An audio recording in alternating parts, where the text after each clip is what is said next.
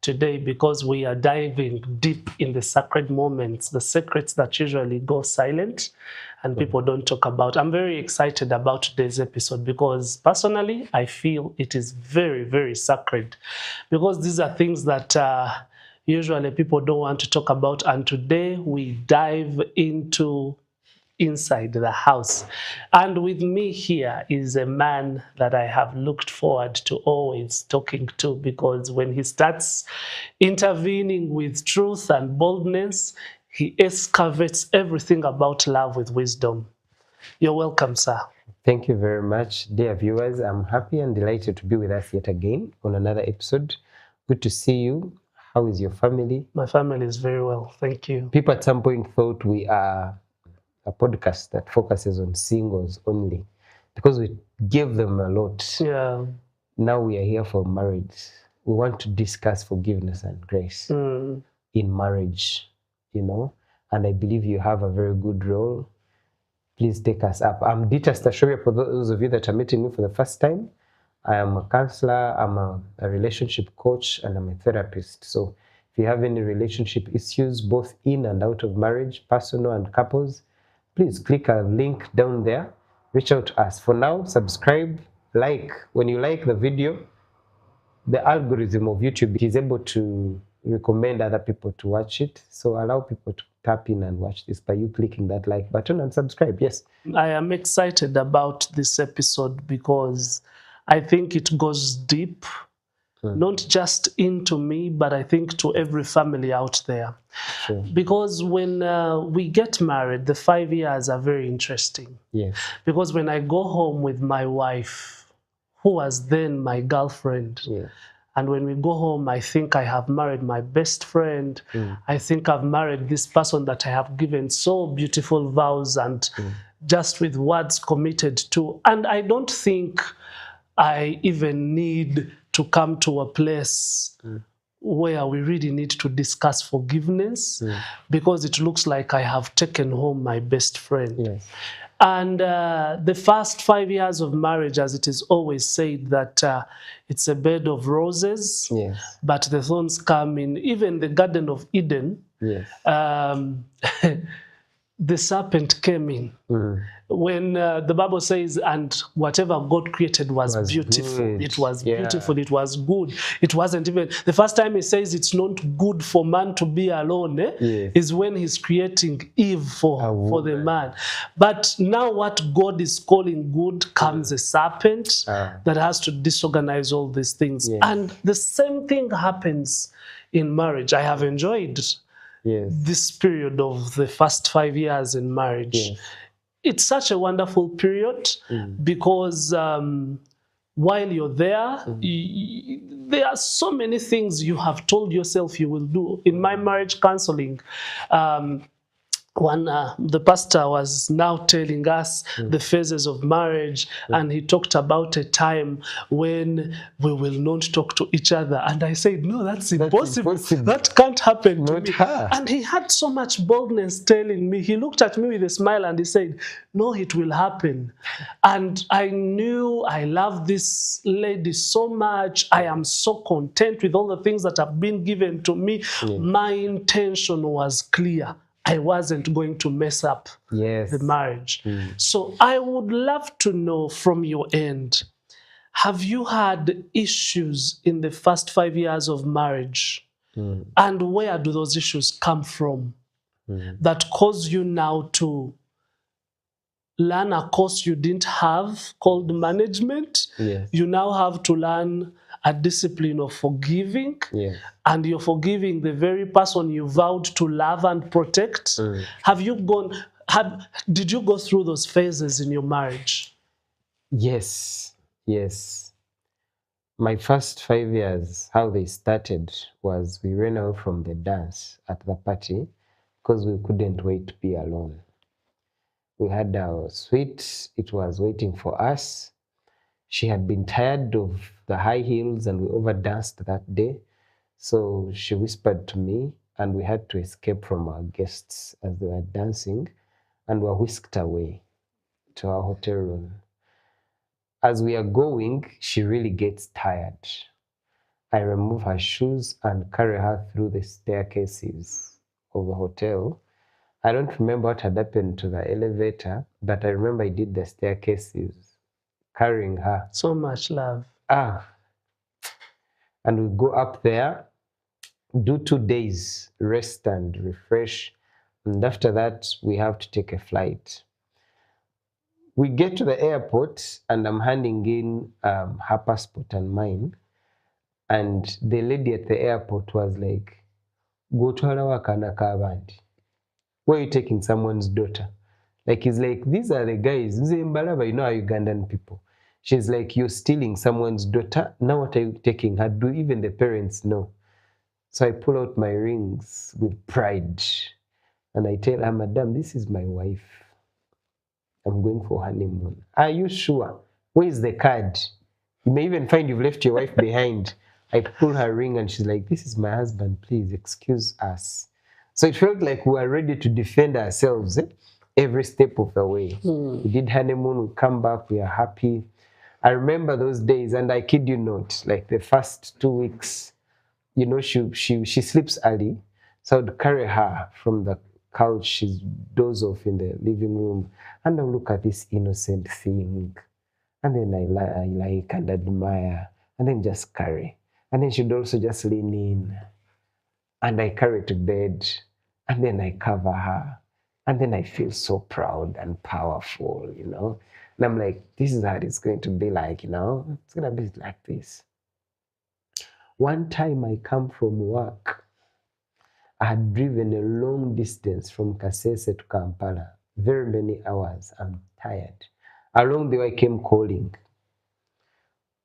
I've reached here, I've reached here, I've reached here. And I reach home about 11:30 p.m. I'm tired, I'm hungry. I've been trained, you eat your wife's food. Married people don't eat out. I come, getting access to the house was hard. For her, when she goes to her bed, she blacks out. Calls knocking, hitting, nothing. Finally, I get access into the house. I came through the kitchen. When you have many things dirty, you use the kitchen entrance, the back end entrance. The kitchen is cold. I didn't want to disturb her. I want to serve myself. Everything is cold. I can't find food. Dining, nothing. Food nowhere. Yeah. Didn't she know you're coming? I'm like, I choose not to disturb her. I sleep hungry, tired, and angry. The following day, I asked her in the evening, and the answer was, "But you didn't tell me you were expecting food." Wow. I told you I was coming. I'm on my way. That was the beginning of it. So for me, in my marriage, for the first 3.5 years, I've said this before in our previous episodes, it was nasty. I hated it. It was bad. It was bad. We conflicted on everything. She's an introvert. I'm extroverted. I want to chat with my wife. She's quiet. She's not saying anything. On this wonderful day, you're happy. You find a beautiful movie. You come home and you're like, let's watch this. Within the first minute, she has slept off into your chest. And you're like, come on, who do I share life with? So I was the most lonely person in my marriage. So my first 3 years were so bad with so many things. So yes, I experienced a lot of terrible, unwanted issues. From your experience and now as a counselor, I trust that you have met so many couples who have gone through different ideas of problems, habits in marriage. Why do you think that the first 5 years are the hardest to maneuver? Number one, what presents most of the times, it's not necessary in every case, but what is common is a lot of acting, pretense, and especially that people do it subconsciously.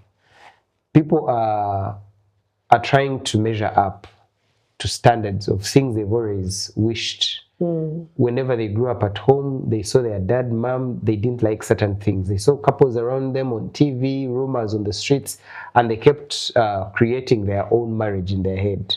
Me, I'll never do this. Me, I'll treat my husband like this. Me, da, da, da, da. So they set very high goals, and then they don't reconcile their goals with their training.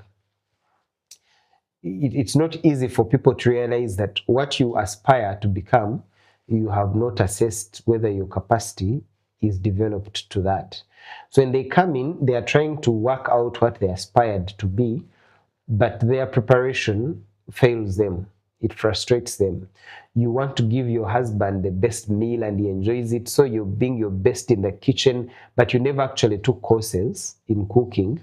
So even when you've done your best in the kitchen, but he never appreciates the food because he's an exposed man, he has been with a nice cooking mother or family, but also the idea that men, we tend to go out early, we become independent early, and girls most of the times, not always, are protected and kept home.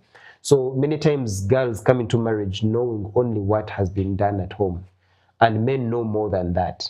So what they've eaten at all these hotels, they expect you to put on the table. And then you also think you want to deliver that, but you didn't actually do the training. Flip the coin, also the men. You have men who, you have those who marry, most of the times men are the ones who are least prepared. Many times men are least prepared. For them, it's about marrying, ego, pride. It's a goal. Men score goals. Everything to men is a game. People who don't know, even men don't know, but men, the way we are wired in our heads, everything is a game. To men, everything must have rules and a score point. There must be, I perform on this rule, even that score there. So I know my goal, I know the rules of engagement, I play on them, then I score. So many times, marriage is a goal, and the rules are be nice, speak sweetly, be willing to let go of some money and bring a woman home. Then people call you powerful, and you obtain a Mr. title. Usually in Africa, people want to call you titles when you are married. Before that, you're more of a boy. So we want to score that. And so we attain that, but we don't understand the details. Women are different. Women, it's not so much of a goal and rules. It's the realities of life. It's everything. Women's hearts are able to blend in with whatever that comes. And so they tend to be prepared to deal with the day-to-day. Now, men do not deal with the day-to-day because day-to-day has nothing to do with rules. Because homes are not so much of impressions, they are free expressions. So men come in and they expect rules. Like, I expect the house set in this way. I expect you to bring change or not bring it. They have set way of thinking, and that causes conflict when they come in and the women feel. So people pretend, people act out, but as you act out what you aspire or wish to become, at some point, realities begin to set in. The reconciliation of your preparation and what you wish begin to come in and challenge you. Number two, you have concerns like beyond the preparation and aspirations, there is nurture versus nature. We are not cautious of these things, but the environments we grow up in groom us. And when they groom us, they don't give us a template to say that this you have become, but you are becoming without your knowledge. And when you get there, another individual shocks you to say there is another way life is designed. You see them as an enemy of your own process. With all the things you have said, you've talked about exposure. Men get exposed early. There is something that caught my attention is the expectation.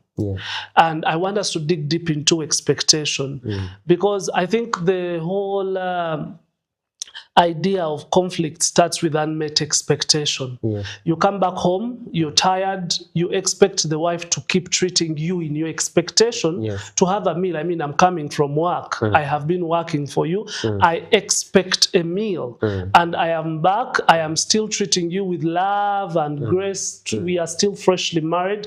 You're sleeping, I understand. But the worst part of it all, I expected a meal and it's not there. In as much as I want want to actually be so nice and understanding. I have slept hungry. I have kept it at the back of my mind. I want that resolved. Yes. Tomorrow, why wasn't there food? Yes. You didn't tell me you needed food. I expect you to, that is your job. Yes. How do you manage? How have you managed expectations? And besides managing expectations, aren't expectations good to have? Yes. Because expectations make me clingy to you. I want something from you, so let me keep present, Yes. and around that you give something back in return. Yes. So I'm interested to understand from you, Ditas, what is the role of expectations in marriage? Are they good to have? Are they not good to have? And to still answer the question and give me your experience, please use still the example. In your wife's place, should we say she was insensitive, not to understand that that is expected of her, especially that she is your friend? Nurture. At some point I was getting into the place of nurture. So I think the issue was the interplay between nurture and expectations. We must have expectations. We can't fail to have expectations. It's important to lower them, but we have to have them. Unfortunately, is when you think that I've really lowered my expectations and I'm living with a bare minimum. But what you call basic is also complex for your partner. Like in such an incident, I thought that this was obvious. It wasn't even among a list of expectations, but it is a hidden, subtle expectation. That I come home, I think that I've been away for a whole week. I've come from a long distance. I've been telling you the updates of my journey. I'm on the road. I'm not cooking somewhere. I expect that you should have a meal for me. Beyond that, you're sleeping. You didn't even come to welcome me, give me a hug, and make me feel nice. So all these are expectations, but why are they subtle? Why are they not clear to me, yet they're actually expectations on our end? Why do I think it's an obvious thing, nurture? It means that the world I grew up in, I grew up seeing a place where when my dad said he was coming home, my father used to work away and come home weekly. He'd come every weekend. Starting Friday or Thursday, everything at home switched to focusing on my dad. Every activity, would clean the compound, clean the house, cook different meals. We had to make sure everything is in order for his arrival. So the expectation is modeled from where you come from. Yes. And you're putting it and you're throwing the role of that expectation on her who didn't grow up with you. Okay. Subconsciously, where we grow up in shape who we become.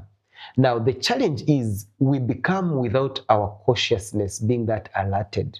We don't realize that someone else right now is not being served water in a glass. They are using a bottle live, or they are doing the tap, You've seen people who do that. Take on the jug.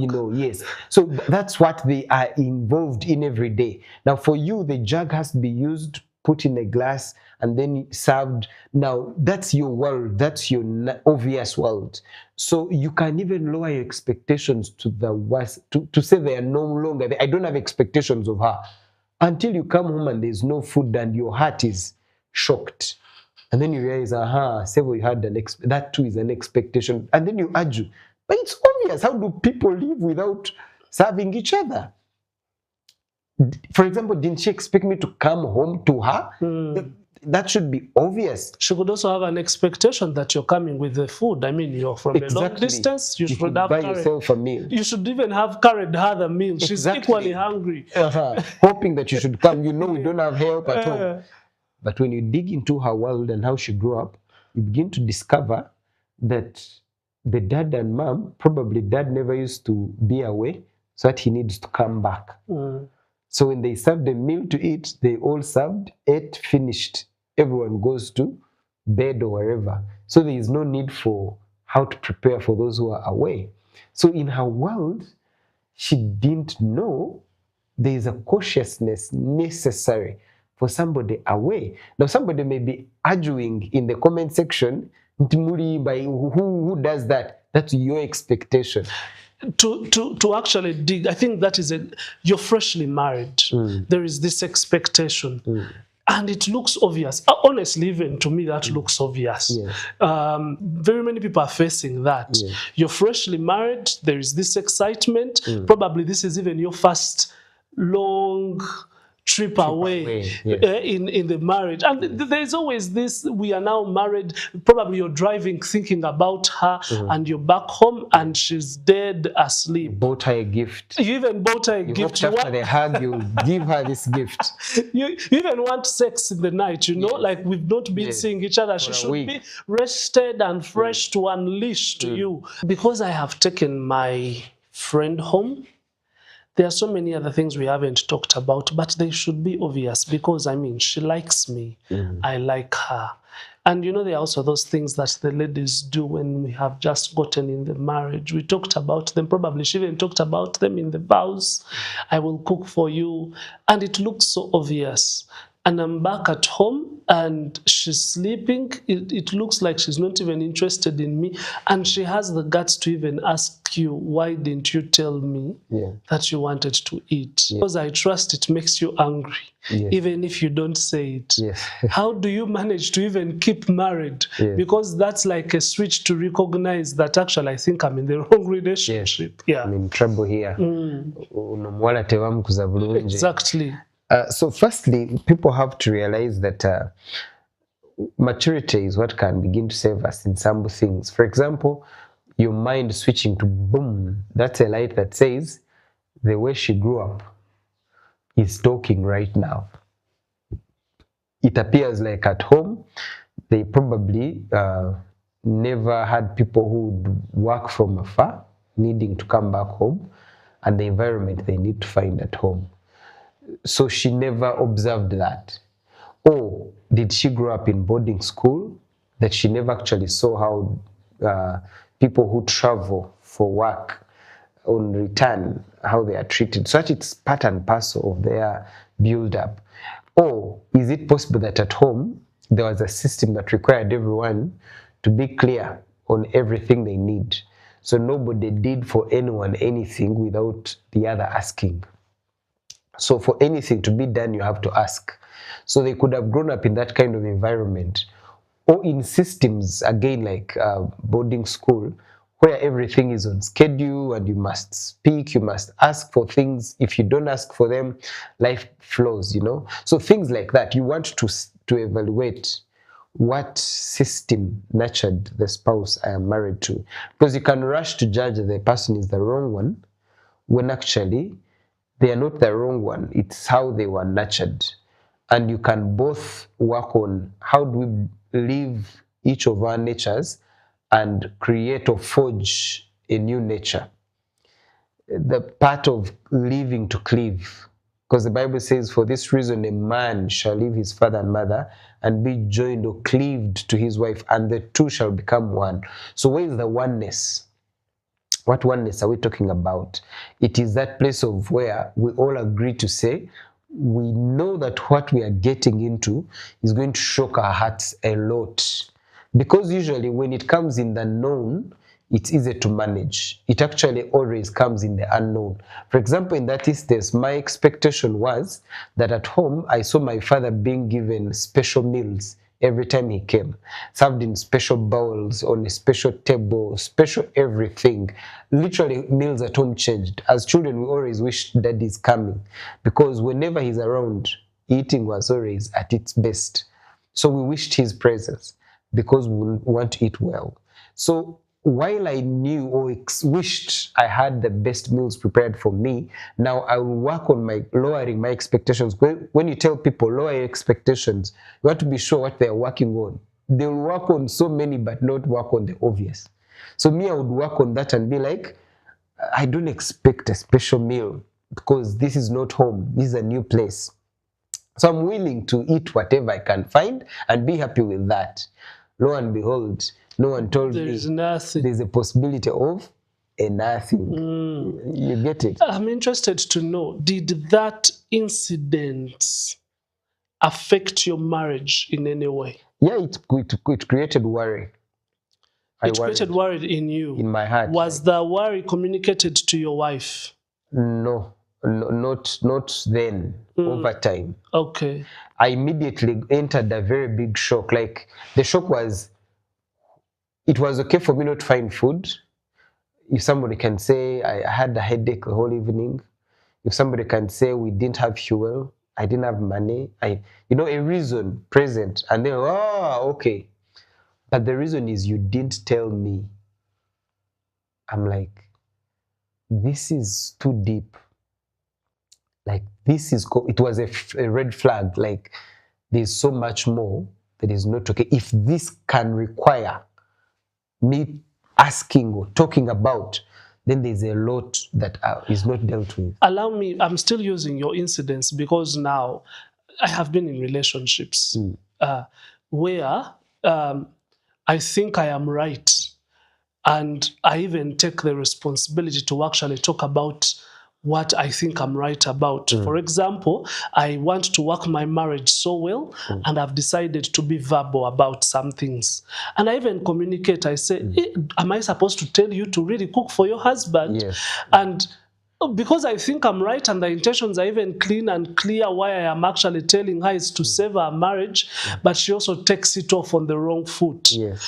She feels I'm attacking her with the idea of, how dare he talk to me like that? Yes. Did I just come to cook for him? Yes. So we are married, and we don't expect that to happen. And they didn't tell it to us in counseling. They just taught us how to love God, how to go to God, and that is now happening. Yes.